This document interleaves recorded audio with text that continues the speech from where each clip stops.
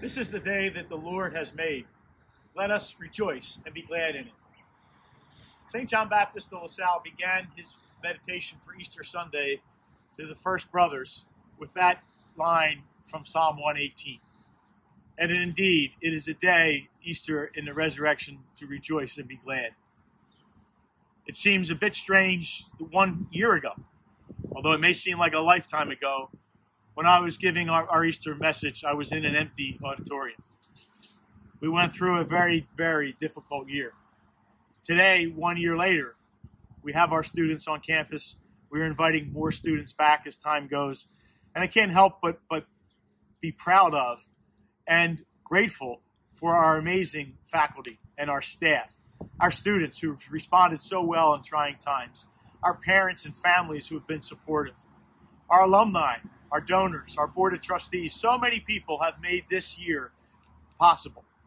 But we know we're not done yet. We know we have more to go.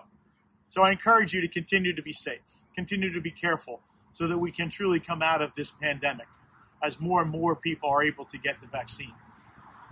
But also at this time of Holy Week, we reflect on the rest of Holy Week, not just Easter Sunday.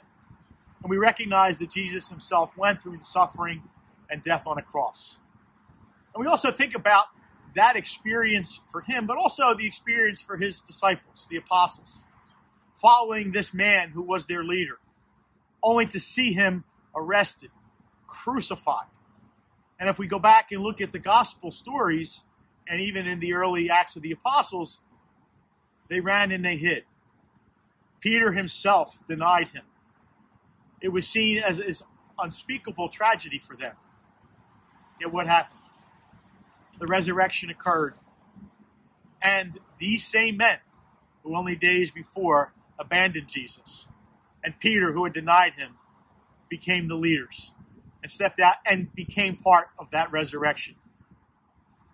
So La Salle told the brothers, too, one of the great benefits for all of us is that Jesus, in his resurrection, invites us to become part of it. And as we reflect on this year, and we look at the different suffering that has continued to go on in our world, of hate, division, injustice for people of color, our Asian American populations, we recognize that truly there is more to be done. Participating in the resurrection makes us an Easter people. And as an Easter people, that resurrection is not something simply to be looked for at our end of days. It is something for us to focus on now. We have died to our old self. We have put our sins away. And we commit ourselves as that Easter people to making a difference in the world, to continuing to fight and stand against hate, to continuing to fight and stand against injustice. Because that is what Jesus died for. He died for us to come together as a people.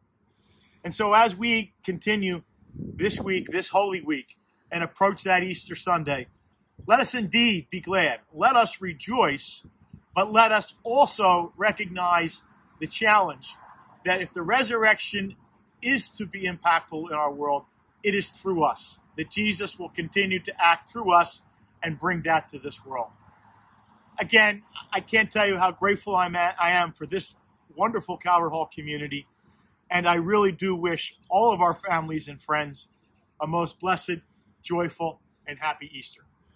Thank you very much.